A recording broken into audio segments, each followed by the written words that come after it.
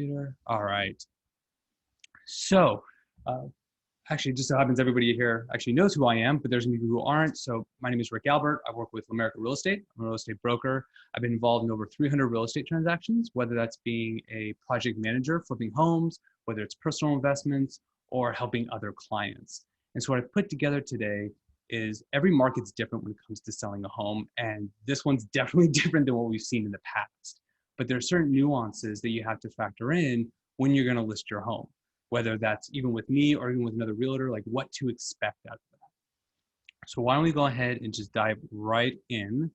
Let me share my screen. Okay. And we'll start with the slideshow. Okay. So effectively, it's how to sell your home during COVID-19. All right, pretty straightforward. Let's start with what's happening in the market. And this is for Los Angeles County. We'll start with the median sales price. It continues to go up. Even though the economy isn't doing as well, even though people are very wary about elections, the market's telling us otherwise. Part of the reason why, and we'll go into in a little bit, is there's just more buyers, right? There's more buyers than there are sellers, right? So we go to month supply for LA County, and that's showing 3.1. What does that mean? Basically, if you have no new homes come to the market, it would only take 3.1 months for those homes to sell, which is considered to be very fast. Anything below 6 months is considered to be a seller's market. Anything above 6 months is considered to be a buyer's market. Where are we seeing homes kind of not flying off the shelves as much?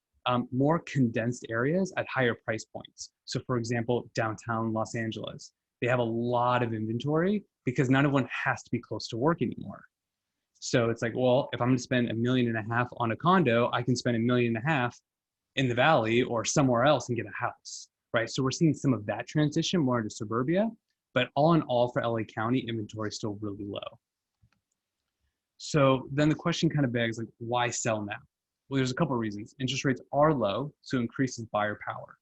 What do I mean by that? Meaning a lender, they don't really care about the purchase price. They care about making the monthly payments. And that monthly payment is divided by principal and interest. So if interest rates are down, but their income is the same, that means they can actually buy more, right? We're about a 1% lower this year than we were the year before. That equates to like another 20, 30,000 in a purchase price.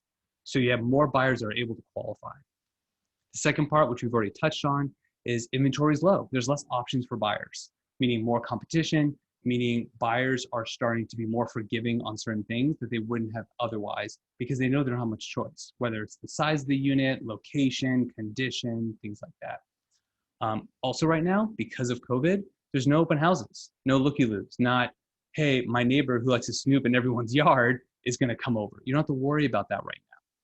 And the next part is a great buyer pool. You have a lot of well-qualified buyers as options, right? During COVID, some of these are executives, people who are still working that have really high incomes. And I have clients who bought actually below their needs, right? So they can qualify for 400, 500, 600,000, but they're looking at like 3 to 4. So they're well qualified. So let's say you find a buyer, and we'll go into that later, but what happens to you as a seller? Like, where are you gonna go? Well, because if all those reasons are a seller's market, how does that benefit you? And the reality is you actually have more leverage because you are the seller. You can ask for rent backs, meaning the home closes and you pay them rent or even a free rent back. I did that when I bought my house.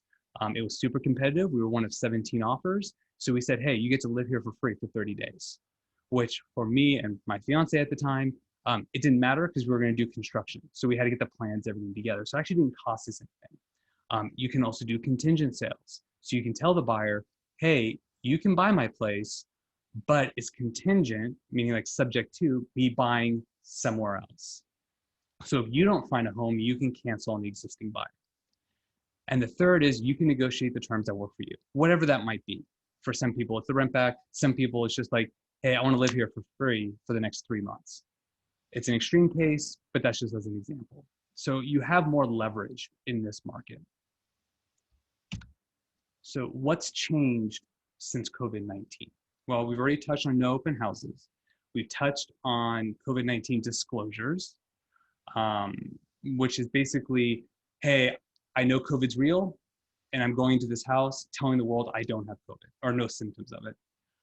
This one's actually recently changed. I didn't get a chance to update it, but it said homes are still selling, just maybe with less offers, but they're getting the same prices. That's actually in the last week or two, it's actually changed. I recently wrote an offer for a client representing a buyer. We were one of 35 offers. People are getting multiple offers. In my last 3 listings, especially when like COVID, we just were allowed to do showings, I would get from 2 to 4 offers, still over asking, still great terms. It didn't matter. The next thing is virtual open houses. It's become much more popular, and we'll go into what that is. But the reality is, as long as people are comfortable with their jobs, they'll continue to buy, right? It's just part of the American dream for a lot of people. It's just home ownership. And if they feel comfortable with their jobs, the interest rates are super low. I have a client who locked in a 2.75% interest rate on their buy. They're never refinancing. Like, it's just, that is what it is. And even for some of my listings, some of the people that are coming in, they're police officers, retired people, people in the entertainment industry. They make good money and they're fine. They're not going to, it's less likely for them to lose their jobs. So let's go through the steps on selling. The first step is when to list. The reality is you list when you're ready, right? Especially in Los Angeles, we're not as school driven, unless you go out to like Calabasas, Las Virgenes School District. So really you could list throughout the year. But the reality is you have to look and say, before you must, and then insert your own personal motivation. Whatever your motivation is to move, that's generally a good time to sell. Whether it's, I need the cash, I had a client do that. I'm talking to another client of mine who's thinking about selling because he wants to use that cash to buy something else. But and before you think, you can time the market. So some people think, all right, we're at the peak, now's a good time to sell. Most people can't time the market. It hasn't been successful unless you really dig into the data. And even then, with the 2008 crash, most people didn't see it coming. So it's very difficult. So really focus on what works for you and when you want to sell. And I will be checking the chat box in a little bit in case anyone has any questions. I'll check that at the end. So let's talk about improvements. For those who know me, I'm not a big fan of gutting a place, doing major remodels. The reason being is twofold. One, and please don't take this personally, but your taste may be different than other people's tastes, right? A pink and green kitchen, even though it's brand new, might not be what all buyers want. The second reason is, where do you start? Where do you stop? I met a seller once. She's like, yeah, I'm going to remodel the kitchen and bathrooms and kind of call it a day. And I said, okay, what about the windows? They're all super old, need to be replaced. What about the flooring? What about paint? What about that? Like, where do you start? Versus I literally showed a client last night, a condo, the other day, and the bathroom was remodeled and nothing else was. So now my buyer has to make a choice. Do I remodel the entire place based off this one bathroom, or do I just gut the bathroom and start over? So instead of doing that, do these. Do just enough to show the place clean. I met with a client last night. They have pink tile in their shower. I said, look into reglazing, which is like painting over. A couple $100, makes it look white. It's just, it's just there. Compare your home to recent sales in the area. So if your goal is to get $400,000 for your condo or $1 million for your house, take a look at what sold for $1 million, what sold for the 400,000, and see how they look. Were they fixers? Were they completely done up? And even if they were completely done up, does it make sense to do it, right? So you're thinking, okay, they got 500, and I'm thinking my place is worth 475. You have to figure, okay, if I spend $25,000, am I going to get that back? But then you have to go even higher because there's closing costs, commissions, and you want to make money. So for every dollar you put in, you need to make sure you can get at least $1.25 out, right? That's the general rule of thumb. And the big one, which is even from before, is declutter, creating a clean slate so your buyers can see themselves in it, right? Not only that, but if you have small spaces, you want to make the space look as big as possible, right? So if you have a small bedroom, let's not showcase the fact that it's a small bedroom, right? Get rid of the bulky furniture. A lot of family photos, oftentimes people say get rid of those because they want to see themselves there, not see your family there. Now, in terms of what to do with the place, I call it the COVID lifestyle. So, or also known as the work from home lifestyle. What does that mean? If you can figure out a way in your space without spending really any money to create an office space, that's beneficial. More people are working from home. Showing off your outdoor experiences. Invest in an at-home experience. In every home is different. But like for example, I showed a house with a buyer, and the landscaping was done beautifully. They got multiple offers. I represented a seller recently, which we'll get into, and they had like a little loft area. So we were explaining to people, this is where your office would be. We had pictures with a desk there. So people saw, yes, it's a 2-bedroom, but at least I can have my home office. That doesn't change. So that's why that's really important. So think about, okay, if I knew I would have to work here, from home, most likely indefinitely for some of these companies, what can I do to make it a better experience being at home? The next is pricing the home, right? So you have a couple of options.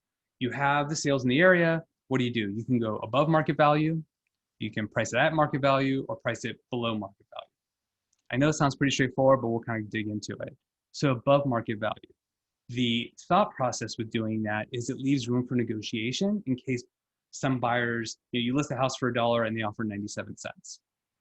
The downside with that is it can be painful if the home sits on the market and you're seeing all your neighbors sell, right? Then you have to constantly slash the price, and even sometimes end up having to slash it below the market value because it's been sitting on the market for so long, people think there's something wrong with it. So that's one angle. The other one is pricing at market value. Nothing wrong with that. It's just like, here are the sales, here's what it is. You may not get the 20, 30 offers that you're expecting, but you might get a couple, right? Just 2, 3, and see where it goes, or maybe just the one, right? You only really need one good offer. And those might sell within, in this market, let's call it 30 days, rather than in the first weekend. And then the last but not least is price it below market value. That is, if you think your house or your condo is worth $325, you could argue, fine, let's list it for $299. Gets a flurry of buyers in, get multiple offers, and you tend to have more negotiating leverage in terms of price, terms, right? Especially if you're like, well, I need to go buy something else. Well, I have 30 offers, or even if I have 5 offers, and this person is willing to offer me X amount of dollars and give me a free rent back, I'm in. So you have a little bit more leverage. More often than not, I usually recommend pricing slightly below or at market. Rarely would I recommend going above market value. The only time I would consider that is potentially in the luxury market, where it is a little bit slower, right? There's just, the air's a little bit thinner, a few less buyers. So for some of them might want to deal. It really is case by case. So now you've thought about the price a little bit. You've thought about, all right, how can I turn my home into a COVID lifestyle? Now you start interviewing agents, and it's kind of, what should you expect out of them? There's a lot of agents out there.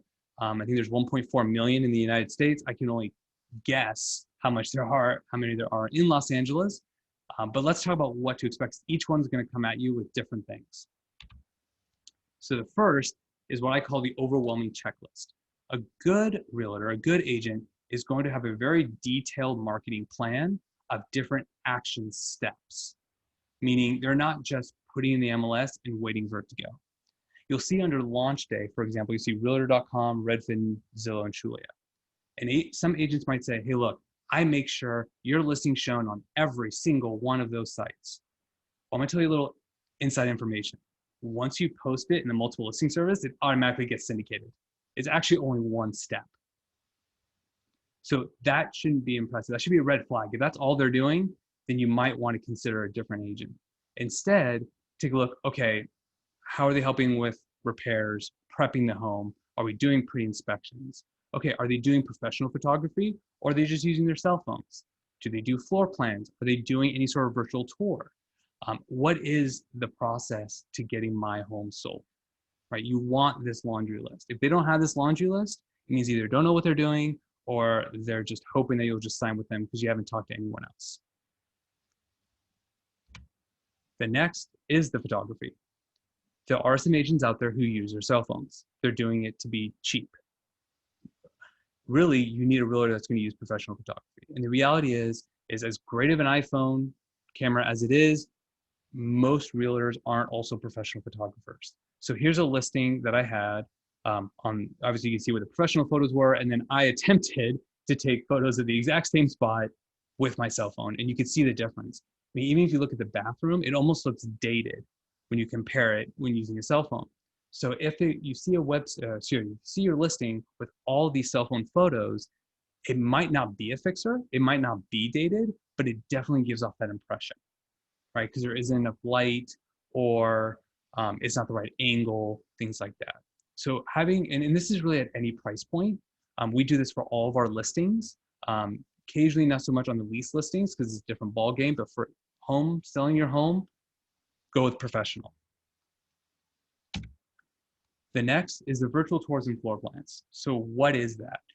The floor plan's pretty straightforward, really good for condos, really good for houses, because some buyers may not necessarily want to step foot in your house quite yet.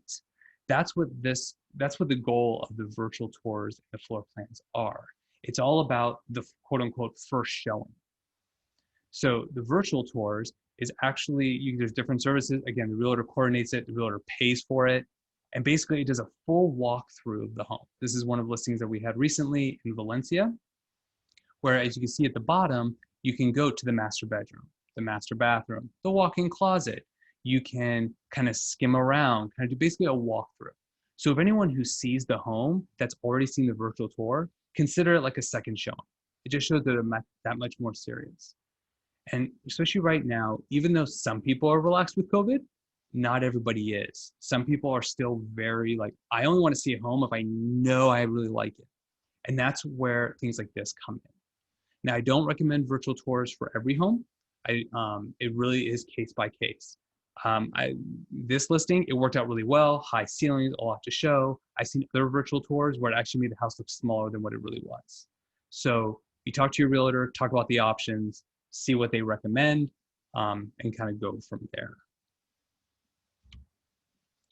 Then you go to online marketing, right? Most people are online, unless you live under a rock, and you want to know what they do, right? So whether it's emailing out to their database or going through social media, right? Because social media, even though some people are like, oh, you don't really get buyers from it, I would disagree.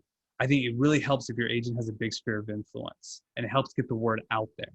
And then if you're a seller, you can help them by sharing it, right? If you take this one in Encino, it was on the market, one of the largest one-bedroom condos, and my client shared it, showed it to his friends. I shared it with my friends, sent it to my sphere, and it got over 800 views. And of course, can't guarantee results, but that's just an idea. Are they doing videos? You can see that down below. What is coming soon status?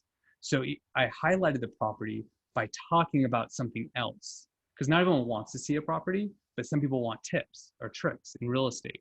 So this allows you to leverage both, and it gets eyeballs on your home. Then you do all that marketing, post in the MLS, goes on Zillow, all that. Now you go to showings, right? That's the whole point. You want buyers to see the home, write offers, get accepted. So right now you do scheduled showings. What's very common is you do windows of time, because you have to limit the number of people that come through. Typically it's no more than 2 people and their agent at any one time. So 12, 3 people. Sometimes I've seen exceptions when it's like a whole family. It's kind of like, well, if the mom and dad, have it, then so do the kids. So might as well just bring everyone in. That's some people's thought process. But 100% of the time, masks are required. If you have other concerns, now's the time to bring it up with your agent. No, I also want people to wear gloves. No, I want to make sure that everyone gets hand sanitizer before stepping foot. Or I want to make sure they just don't touch anything. That's something that you have to have that conversation. Every situation is different. But 100% of the time, masks are required. Scheduled showings. When I had a listing in Ladera Heights, we had about 6 or 7 showings just in one day. So we scheduled them every 15-minute window. I brought in an assistant, so that way I can show the unit while my assistant would show them other parts of the complex. So that way it wasn't people overcrowding in the unit. Then once under contract, You work with the buyer's agent to schedule the inspections, the appraisers at various times, again, just to prevent a lot of people from coming through the home. So it's just a little bit more coordination, whereas in the past, you might be able to schedule them all to come through at the same time. And the big thing that your realtor needs to do, sometimes they have a transaction coordinator, sometimes they don't, but they need to monitor all parties involved to make sure there's no delays, right? Because a lot of these companies are working from home right now. So because of that, that might, cause certain delays. If a title rep needs something from a different department, instead of them just going down the hall saying, hey, this is what I need, they have to call or send an email. So that's why it's really important for a listing agent to stay on top of everyone to make sure it actually closes on time. So now we go into a couple case studies. These are some homes I've sold this year during COVID. The first is 28482 Mayfair Drive in Valencia, 2-bed, 2.5-bath home. That's not for everyone, right? For those that are familiar with Valencia, it's very family-oriented, very family community. So having 3 bedrooms is actually a huge plus. So we knew that this was going to hurt us. You're an HOA community built in 1996. This is where we looked at the loft space and said, okay, this could be your home office. And people really resonated with that. So here was the strategy.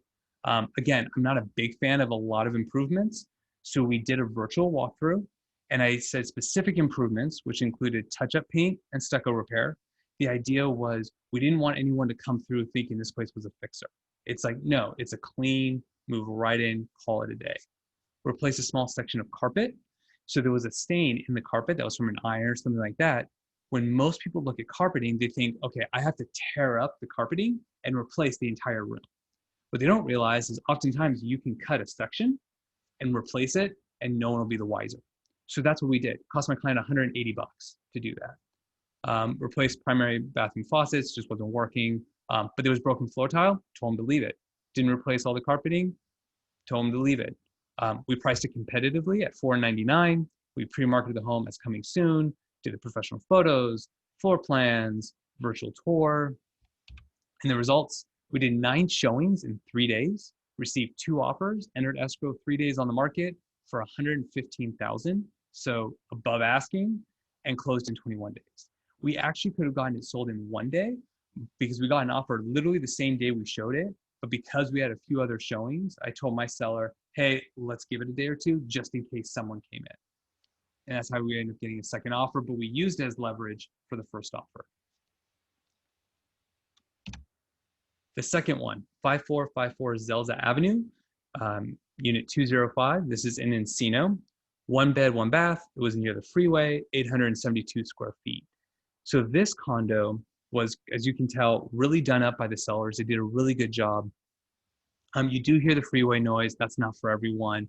It is a 1 bed, 1 bath. Historically, they don't necessarily fly off the shelves, but we ended up seeing a difference this time around because the strategy was the condo was already well done, so I just had to clean up a couple things. Like mentioned before, virtual photos and floor plans. We did not do a virtual tour on this one because it was a 1 bedroom, 1 bath condo. It was fairly straightforward. We did a lot of extensive online marketing to the real estate community, to people on social media, networking groups, like anyone and their mother knew about this condo. We also listed at $315,000, which is below some of the pending sales in the area. We saw that some condos were already under contract for a higher price. So we said, let's underprice it to get it sold, especially because this seller needed to make it contingent on buying something else. So we wanted that leverage. The results, we did 10 showings over 4 days, received 4 offers, closed in 30 days at $332,000. And how we were able to pull that off is we actually had a couple extra days after closing that the sellers got to stay there for free. So that way the money could go into their account, and which in turn helped them buy the next place and helped them with the move. So they totally avoided a double move. But we wouldn't have been able to do that had we not done those other things. So in summary, the market's doing well, but you'll notice sometimes that homes are sitting on the market. And you also see sometimes agents are slacking off because they think homes are flying off the shelves. But the problem is it doesn't apply to everyone. I do a lot of listings. My last few buyers, including one I have in escrow right now, all of them have been for below list price when we're representing buyers because those homes were sitting on the market, because the agent did a bad job marketing it, whether it was miscommunication on what kind of listing it was, whether it was cell phone photos, so it made it look like it was a fixer when it really wasn't, things like that. So the reality is, do it right the first time and you'll be happy with the results. So let's go. This is my contact information. So, and I do see that there's people chatting, so I'll go ahead and address those in a second. But in the meantime, if you're thinking about selling, it doesn't have to be today. It could be a year from now. It could be 5 years from now. I'm happy to have the conversation. We could talk about what's going on in the market today and what to expect, what you can do to get your home prepped for sale. And we can go through that now and start the conversation. Because if you're thinking, hey, I'm thinking about selling my home 6 months from now, I mean, look, we're already in September, right? March was like the longest month in history as far as people knew, but then all of a sudden now it's September. It can happen before you know it. So you're better off having the conversation now. So we're going to stop the share screen and let's go to the chat. Thoughts on staging? Good question. It really depends. So if you have a big home that's very empty, or you have ones that don't necessarily have the best floor plan, staging can actually really help, because not everybody has the vision of where do I put the TV? Where do I put the couch? So staging can actually help tremendously. Typically right now in the lower price points, if you declutter, that generally is enough, because people can use your furniture to kind of get an idea. On the listing I showed in Valencia, what we did was the seller was still living there. So we had all the professional photos taken with the furniture there. Then he moved out, which made it easier for me to show. But then people had no qualms in terms of where to put furniture, because we already had photos so people can kind of envision what to do with that space. So yes, sometimes I do recommend staging. It really is case by case. Are there any other questions that people have? Any comments, concerns? You can be honest. No? Okay. Well, thank you guys so much for attending. Again, this was recorded, so I'll send you guys a recorded link by tomorrow. So in case you guys missed something, in the meantime, I look forward to hearing you all, and you guys have a great rest of your day.